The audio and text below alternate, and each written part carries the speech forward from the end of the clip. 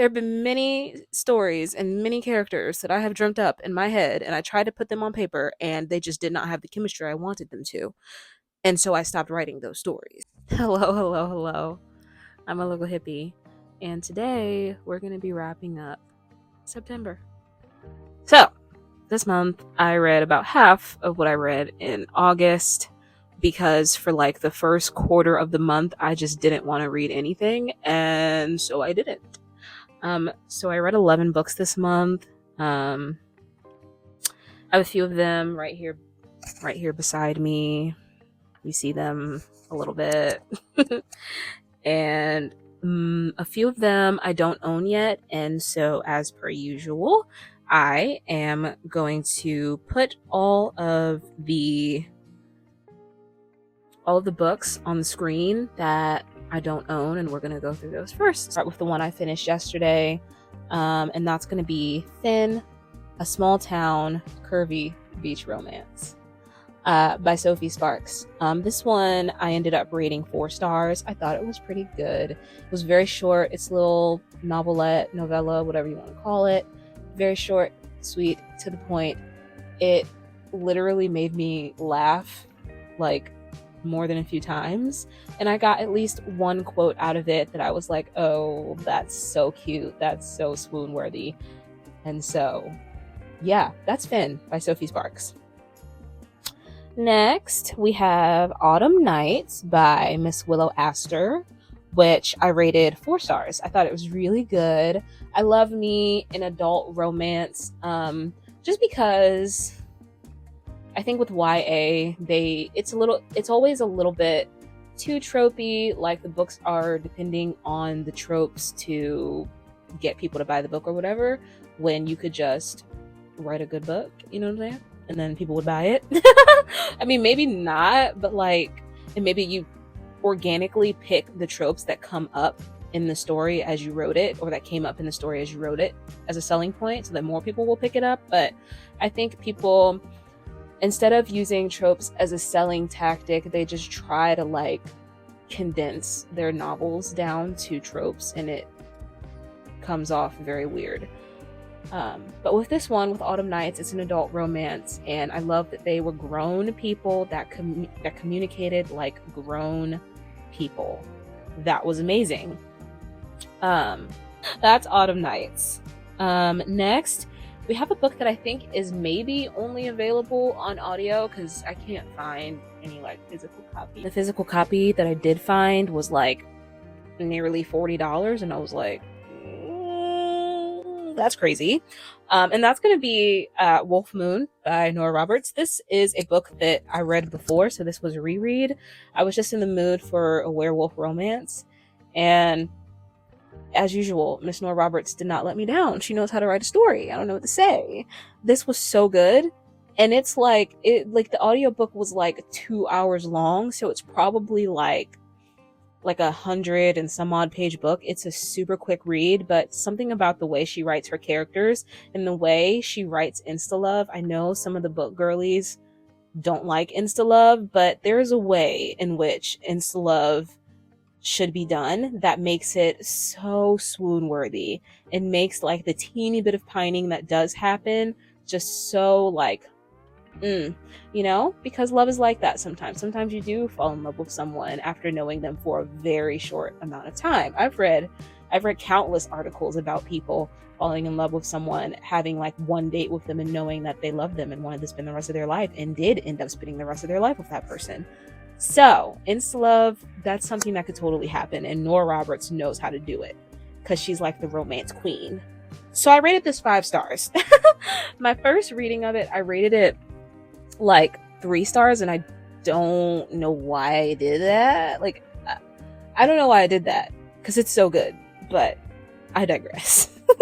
I also read this little short novella called Hope Springs Harvest Days, because I was really wanting to read some fall reads, and I was looking for all of them, just adding all of them to my Kindle Unlimited library. But this one, it was I rated it 2 stars, maybe even 1.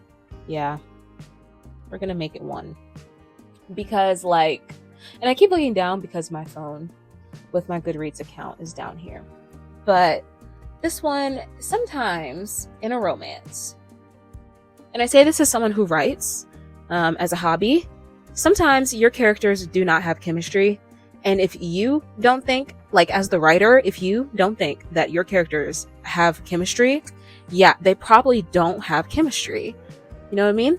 So maybe you need to go back to the drawing board and do something a little bit different. There have been many stories and many characters that I have dreamt up in my head, and I tried to put them on paper, and they just did not have the chemistry I wanted them to. And so I stopped writing those stories. That's what I feel should have happened with this one.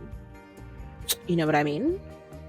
Because it's like, it's I don't want to call it a trope, but one of the themes in here is that the MMC like was always forced to be the FMC's friend. Like he never really chose to be her friend, but people were like trying to push them together because it's a small town. And I don't dig that. Like I don't dig that. Like that's weird. Like why would you want your female character to be with someone who people had to force them to be together for that to happen?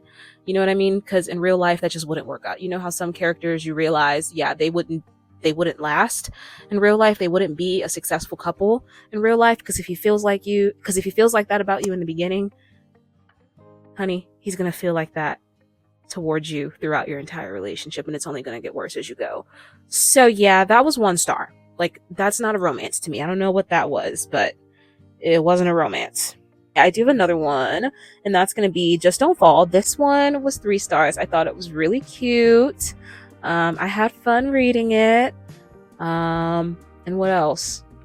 I think that's it. I just had fun reading it. It was a nice little fall read. Hockey, sports, romance. You always gotta love that. And yeah, that's pretty much it for that one. So now the very last book that I don't own is going to be Blood Orange by Karina Halle. I rated this one 3.5 stars. I would have rated it 4.5, damn near 5 stars. The way it had me hooked as I was reading it.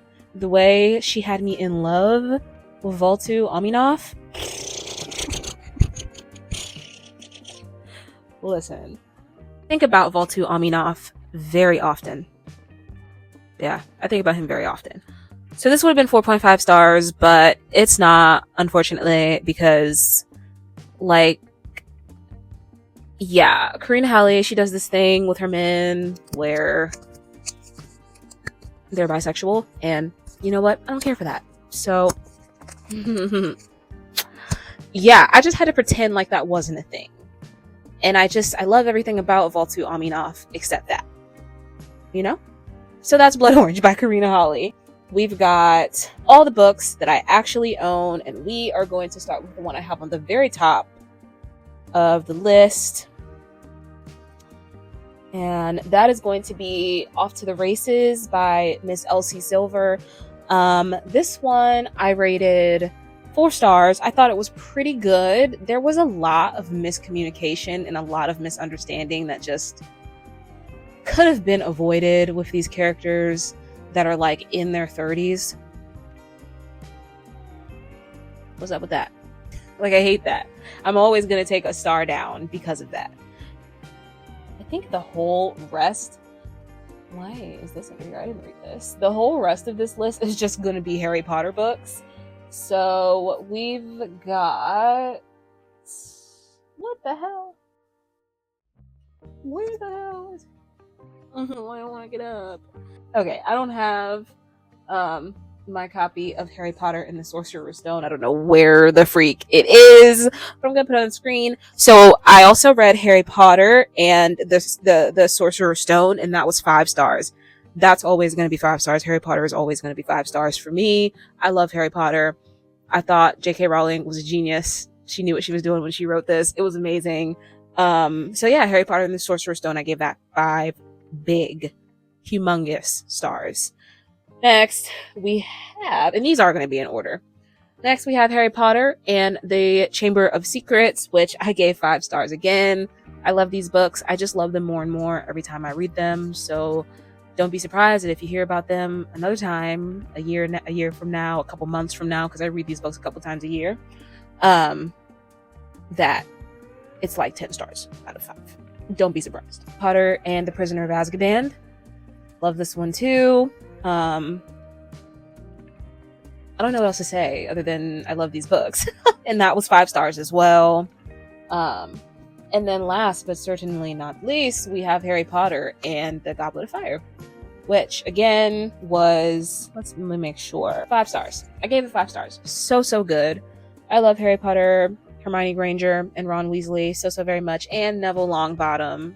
Protect Neville Longbottom. I repeat, protect Neville Longbottom. Please and thank you.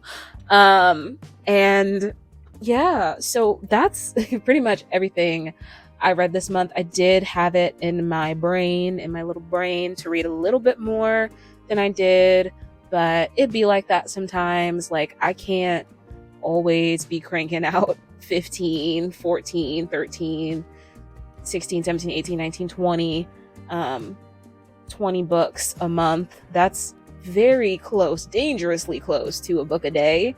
And sometimes I just don't feel like doing that. Sometimes I just want to listen to Taylor Swift. So yeah, there were a few books that I did begin this month but didn't finish.